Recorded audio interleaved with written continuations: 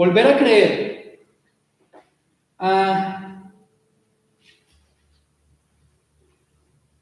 Cuando me entran tiempos meditativos, me hago muchas preguntas, más de las que hago en el sermón. Y esas preguntas me permiten llegar a conclusiones. Una de esas grandes conclusiones a las que he llegado en estos días es que estamos en un tiempo y en un contexto en donde a la gente, a la humanidad, le cuesta creer. Le cuesta creer en lo que sea. Y eso es complejo porque hace 8 días, las 3 mujeres de las que Marcos nos habló se quedaron calladas. Se quedaron calladas por temor, se quedaron calladas porque no creían. Y hoy el texto nos quiere hablar de incredulidades. Casi siempre nosotros hablamos de Tomás cuando leemos este texto y le damos la fuerza al momento de Tomás. Y creo que a usted y a mí nos pasa lo mismo. Hay un sentimiento hacia Tomás un poco maluco. Uy, Tomás el incrédulo. ¿Cómo no le fue a creer a los discípulos? Pero ¿saben una cosa? Hoy yo quiero que nosotros comprendamos, y lo vamos a hacer en el desarrollo del texto, que Tomás no era el único incrédulo. Tomás no era el único incrédulo. En esa lectura, ya más adelante vamos a hablar de eso. ¿Qué es creer? Creer es en la percepción positiva es entender algo como verdadero, teniendo pruebas o no. ¿Usted cree en la resurrección de Jesús? Sí. Todos creemos, ¿cierto? Sí. Ahora, ¿tenemos pruebas de la resurrección de Jesús? No tenemos. Pero es nuestra percepción de la verdad. ¿Usted cree en Dios? Sí. Pues por eso estamos aquí, pastor. Preguntas. Muy bien. ¿Usted tiene pruebas de la existencia de Dios? Usted puede decir, yo creo en Dios porque yo estoy vivo. ¿Esa es una prueba fehaciente de la existencia de Dios? No. Ahora, lo importante es que creemos en Dios. Y usted y yo sabemos que Dios existe. Y Dios ha hecho algo con usted particular que hace que usted crea en Dios. Dios hizo algo en su vida. Dios lo cambió, Dios lo transformó, Dios lo cuidó, Dios lo libró de un accidente, Dios lo libró después de un accidente, Dios lo sacó de las drogas, cualquier cosa que Dios haya hecho, lo sacó de una depresión, como decimos en mi país, de la inmunda. Dios hizo eso con nosotros individualmente y eso es lo que nos convoca y nos hace decir, sí, yo creo en Dios. Aunque tengamos o no las pruebas suficientes. Ahora, si yo tengo una charla con cualquier persona, me dice, ¿usted por qué cree en Dios o de mí? Yo puedo tener una charla y decirle sí. Las pruebas que yo tengo para creer en Dios son estas y estas. Pero así pasa con todas las cosas. En el ámbito de la iglesia usted puede decir, ¿cree en los milagros o no cree en los milagros? Y hay algunas personas cristianas, lindas, bellas, hermosas, no están lejos de la verdad, pero no creen en los milagros, por lo menos para este tiempo, ni creen en las sanidades. ¿Dejan de ser cristianas y creyentes en Dios? No, pero tienen una creencia diferente, ¿verdad? Bien. ¿Por qué? ¿Por qué pasa eso? Porque creer es un acto necesariamente, absolutamente voluntario. Usted y yo decidimos creer. Usted decidió creer en ese muchacho guapo, apuesto, bello, que le llevó flores, chocolates, le puso la canción que le gustaba y usted se derritió y decidió creer. Y creyó tanto que viene con él a la iglesia y llevan años de casados. Usted decidió creer. ¿Usted tenía pruebas de que esa persona era una buena persona? No. Usted no le hizo, ¿cómo se llama? Background check. El Background. El background, sí. Usted no le hizo eso. Usted no le miró los antecedentes. Usted no le dijo, bueno, mijo, vamos a ver, para ser novios necesito que usted me traiga los antecedentes de la fiscalía, de la policía, del FBI. Nada de eso. Usted le creyó. Usted le creyó voluntariamente. Tan voluntariamente que algunas de sus mamás decían, ese muchacho, o de sus papás, ese muchacho no me conviene, no le conviene, no me convence. Porque los papás y las mamás muchas veces no nos convencemos, no, voluntariamente decidimos no creer en el muchacho hasta que el muchacho nos dé pruebas, ¿cierto? Hasta que nosotros digamos, sí es como buena gente, es de buena familia, bueno, todo lo que socialmente construimos. Ahora, ¿por qué es importante entender la creencia y entender que es un escenario, o un acto, perdón, absolutamente voluntario? Porque vuelvo a lo que comencé diciendo, cada vez estamos en una sociedad menos creyente.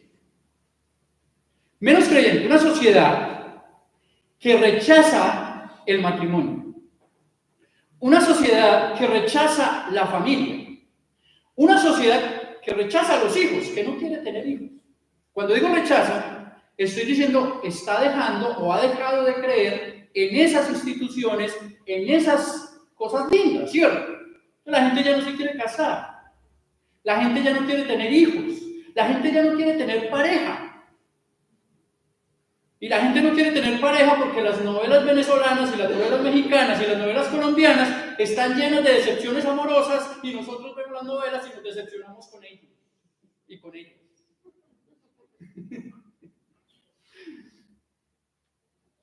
Pero porque las novelas son un reflejo de lo que va pasando en la sociedad. Un día yo dije, el cine es una lectura, la televisión es una lectura también, ¿sí? Y a usted le presentan las series, las novelas, para que usted las entienda y para que usted se siente identificado con ellas. Entonces, la gente no quiere creer. La gente no cree en la estabilidad laboral. Los muchachos de hoy en día no quieren tener un trabajo donde van a estar 20, 30, 40 años. Eso es aburrido. Eso es harto. Es mejor estar 2 añitos acá, 5 añitos allá, 7 allá y vivo la vida. Ahora, eso no es del todo malo. Eso es parte de lo que ha ido cambiando en la cultura. Pero hace 40 años, hace 50 años, 60 años, una persona entraba a una empresa siendo, voy a poner el caso de la banca, entraba siendo el mensajero o el que barría y todavía mi papá, yo me acuerdo que le hablaba a uno de esos, le decía, haga carrera, mijo. Y ese hacer carrera era el que iba ascendiendo. Entonces, de barrer, de ser el aseador, pasaba a ser el mensajero. Y eso era un logro importante. ¿Sí? Si aquí hay personas, jóvenes, jovencitas, que piensan que eso de ser mensajero es un trabajo así como que, ay, no, qué oso, ay, no, qué pena, pues sepan que muchos de los grandes empresarios que tenemos hoy en día comenzaron ahí. Y después de ser mensajeros externos, pasaban a ser mensajeros internos, que le llamaban patinadores. Iban con la carpetica de oficina en oficina. Y luego entonces pasaban a ser cajeros. Y así, hasta que llegaban a ser gerentes. Y eso era hacer carrera. Y en eso se iban los 20, los 30, los 40 años de vida laboral. Y la gente era feliz. La gente era feliz. La gente se sentía realizada. Hoy en día no queremos eso. Hoy en día no creemos en la estabilidad económica. Hoy en día estamos orientados más a otros mitos. Yo no sé si usted negocia con Bitcoin, pero hoy estamos en la era de los Bitcoin, ¿cierto? Estamos en la era de los multiniveles. Hasta iglesias hay en multinivel. Consiga 12, arme sus 12, traiga sus 12. Y eso cree, usted se imagina aquí el pastor diciéndole, haga sus 12. No, en un año llenamos esto, les aseguro.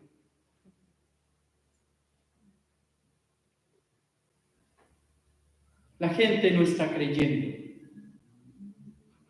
en la política, en la educación. Cada vez tenemos una queja más grande en la educación.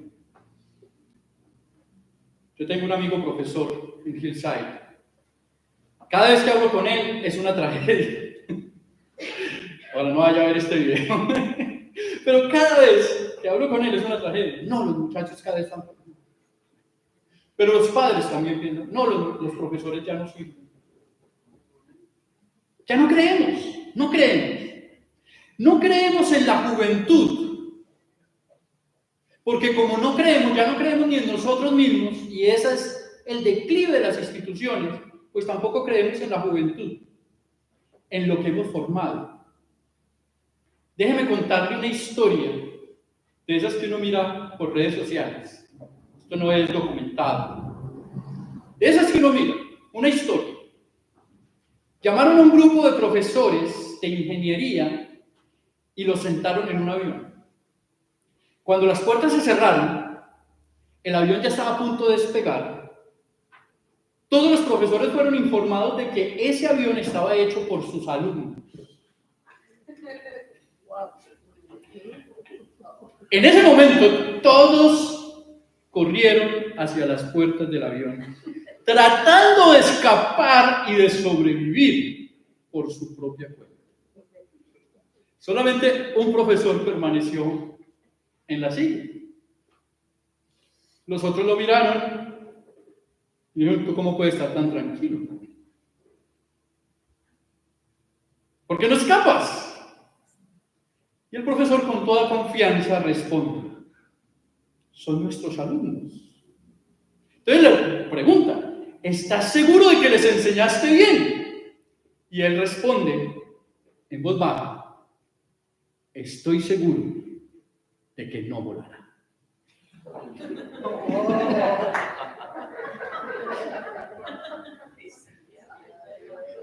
Él estaba tranquilo porque el avión no iba a volar.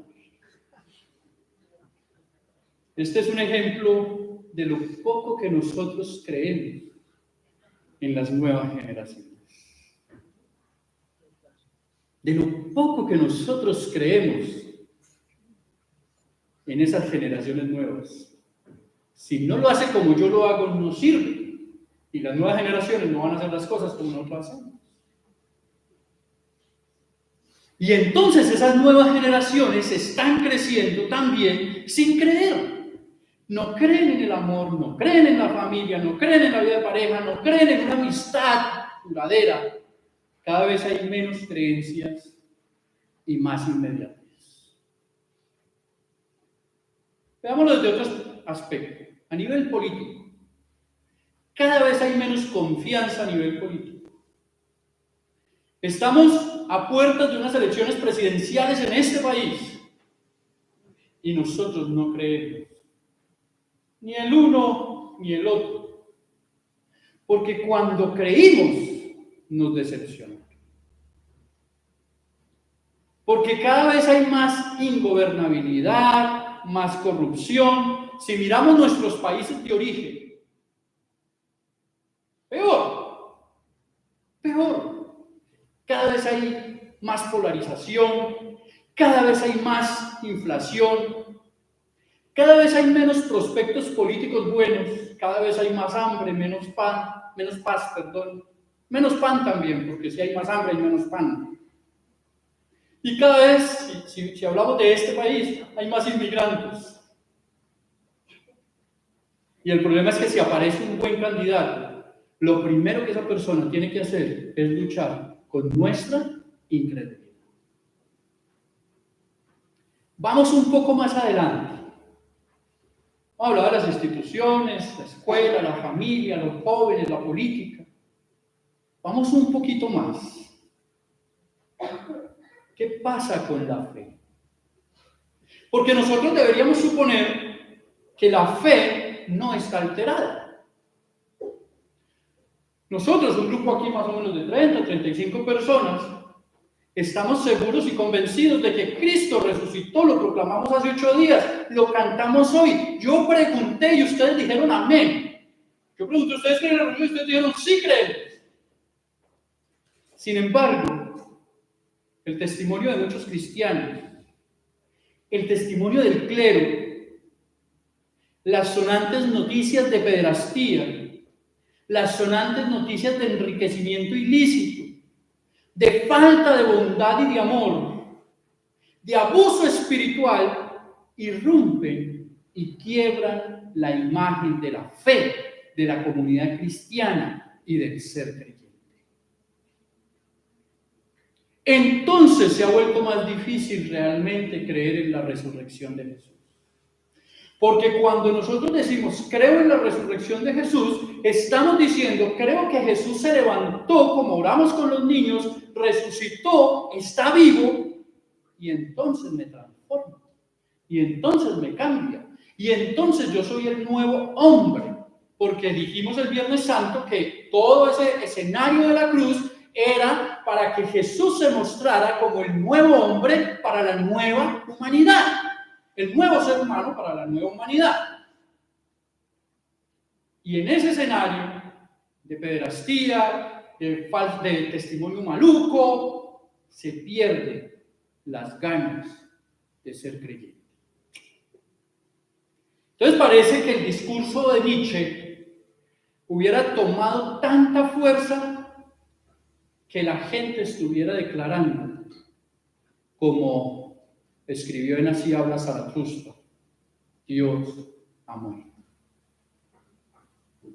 Y parece que la gente está tratando de ser el superhombre propuesto por él. Él decía, como Dios ha muerto, pues a nosotros nos toca ser los superhombres.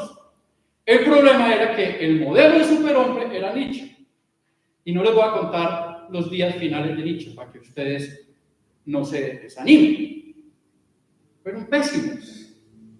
Porque si hay un modelo de humanidad, insisto, se llama Jesús de Nazaret. Entonces, hermanos y hermanas, nosotros no podemos tapar el sol con los dedos.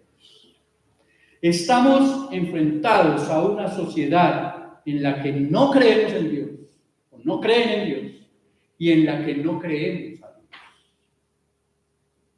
Una sociedad que pretende ser espiritual. La gente hoy quiere ser espiritual, pero no quiere tener filiaciones denominacionales ni religiosas. Una sociedad renuente a escuchar la palabra. Pastor, usted se demora mucho predicando, ya se lo hemos dicho, hombre. Mejor le veo su reel. Una sociedad que quiere aprender con píldoras light.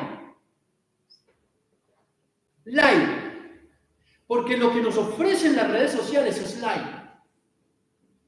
¿Qué es lo que yo hago cuando pongo el reel en Instagram o en Facebook, que todo el mundo le da, o en YouTube, que todo el mundo le da like? Bueno, no todo el mundo, algunos no lo hacen. Claro, no todo el mundo tiene que ponerlo. Pero yo trato de buscar la parte del sermón que me quedó más bonita para montarla, ¿cierto? Con el propósito de que alguno diga, venga, miramos el sermón completo. Pero la realidad es que la gente pasa los reels, los shorts, y los mira, ya. Me llené espiritualmente. Porque en 10 minutos escuché al reverendo Oliveros, escuché al reverendo Seda, escuché a la pastora María, escuché al padre Alberto Gutiérrez, escuché al padre Chucho y a todos los demás. En 10 minutos. Aclaro que el padre Chucho es un padre colombiano. Bueno, van a pensar que estoy... No, él existe. Los escuché a todos, ya, en 10 minutos. Me llené. Estoy henchido de espiritualidad con mensajes light, sin proceso, sin discipular. Esa es nuestra realidad. Eso es lo que la gente quiere. Todo rápido, todo cortico, Y cada vez menos oración, menos estudio de la palabra, menos vida comunitaria. Yo celebro que nuestra iglesia está haciendo cosas lindas, pero no nos podemos descuidar porque podemos caer en lo mismo. Entonces, el sentido social de la iglesia cada vez se ha convertido más en lo que este mundo moderno y posmoderno está invitando, en lo que está construyendo una sociedad egoísta que no cree. Que no cree. Ahora, la iglesia, nosotros, dice la palabra que somos luz del mundo, sal de la tierra, embajadores de Cristo, luminares en el mundo, pero también a veces parece que hubiéramos dejado de creer. Si allá afuera no están queriendo creer en nosotros, tenemos que mirar qué tanto nosotros mismos estamos creyendo. Hemos adoptado la misión de Jesús a nuestra comodidad. Nos hemos limitado muchas iglesias, muchas denominaciones, la iglesia del Señor. No estoy hablando de una iglesia en particular. Nos hemos limitado al servicio de adoración los domingos. Y como lo dije hace un momento, hemos dejado el compromiso constante de la oración y el estudio de la palabra. Para muchas personas, para muchos cristianos, la comunidad ha perdido relevancia. La viralización se ha vuelto un sistema de evangelización frío. Y como Pilato nos lavamos las manos. Lo dije hace 8 días. Mando un mensaje por Facebook, por TikTok, y con eso ya evangelicé. Pero el Facebook, el TikTok, el WhatsApp no me permiten darle de comer al hambriento. No me permiten darle de beber al sediento. No me permiten ver al desnudo y vestirlo.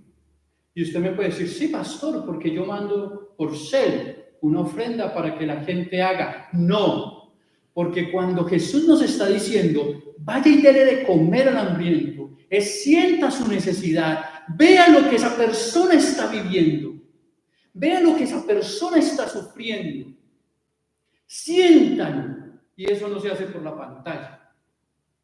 Usted y yo lloramos viendo la novela, pero sabemos que eso no es real. Usted y yo lloramos viendo las personas que se van, y perdonen la expresión otra vez, y se pelan el lomo, yendo a las misiones.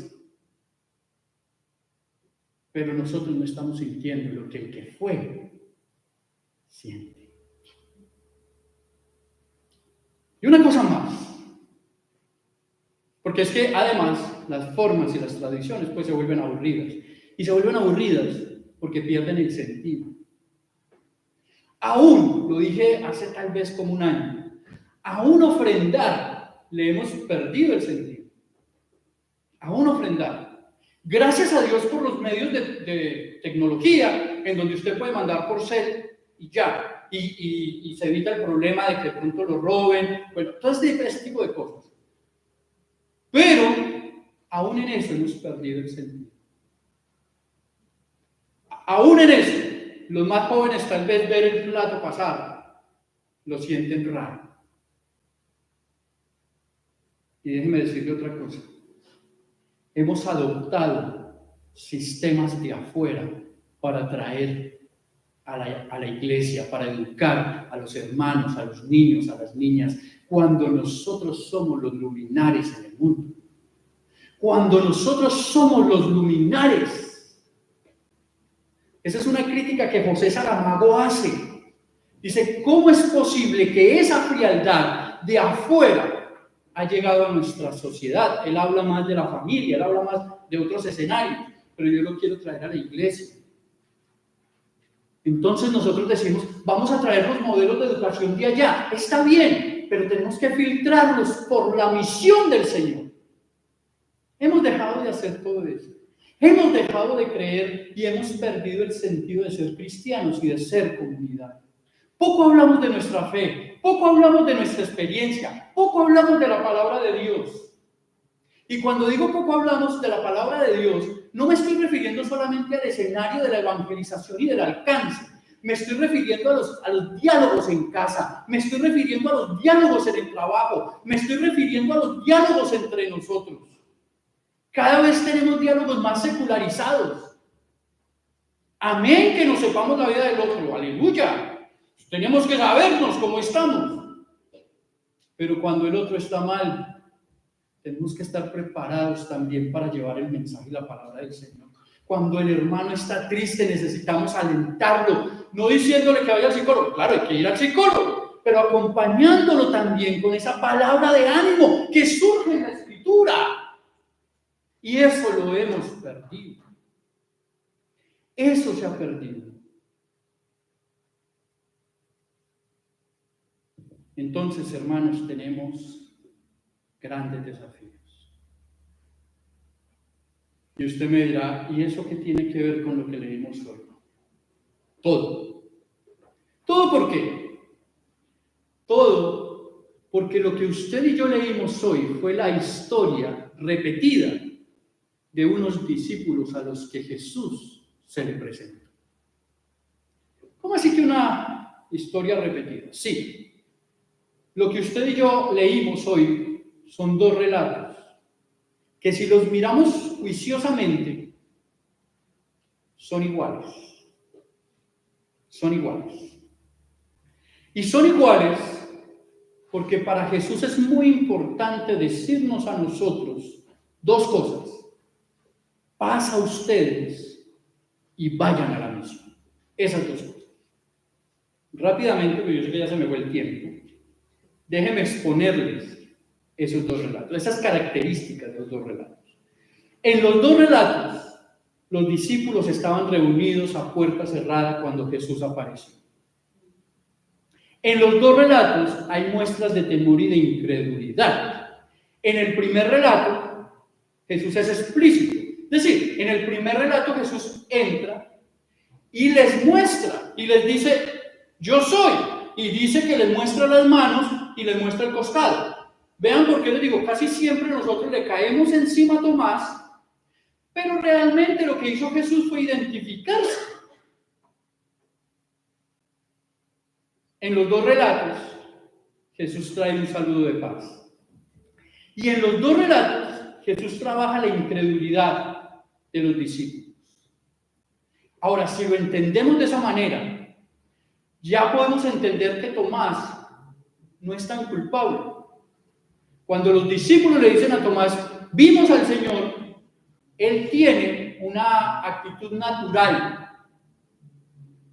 Hasta que yo no vea los huecos en las manos y el hueco en el costado y meta mi mano ahí, yo no voy a creer. En los dos relatos hay una conversación misional y de envío.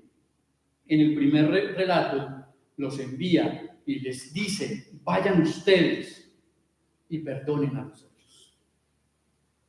En el segundo relato, es decir, el relato de Tomás, llama a Jesús a ser un hombre de fe. ¿Y a ser un hombre de fe para qué? Para que sea dichoso. Dichosos los que no vieron y creyeron. Y en ambos relatos hay una relación de la humanidad con la predicación que se debe llevar.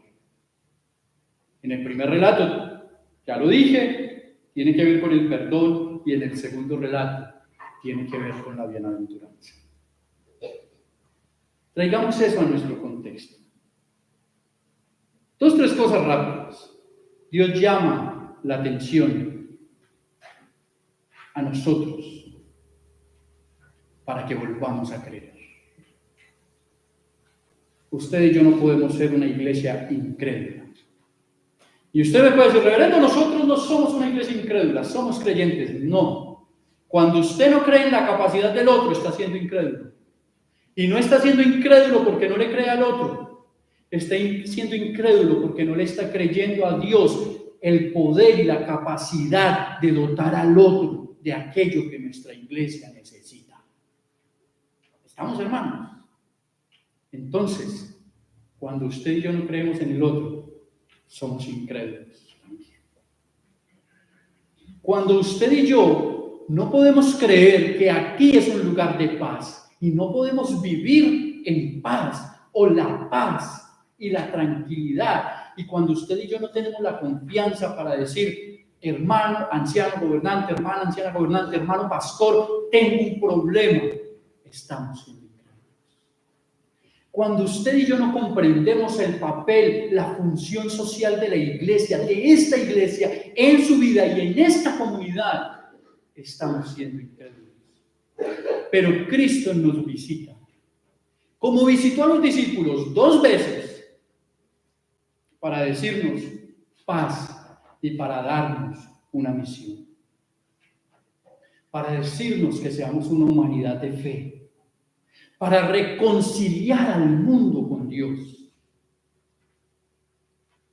Y para que usted y yo, que así termina el relato, tengamos o seamos más bien testigos del Señor. Hermanos y hermanas, necesitamos volver a creer.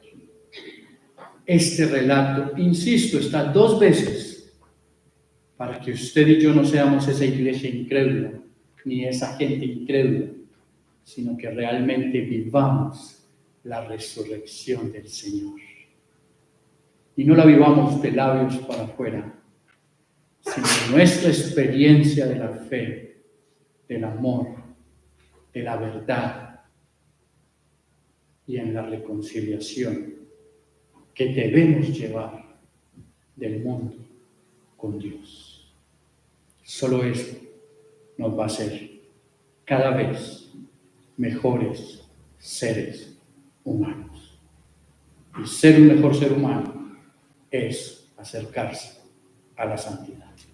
Dios nos bendiga.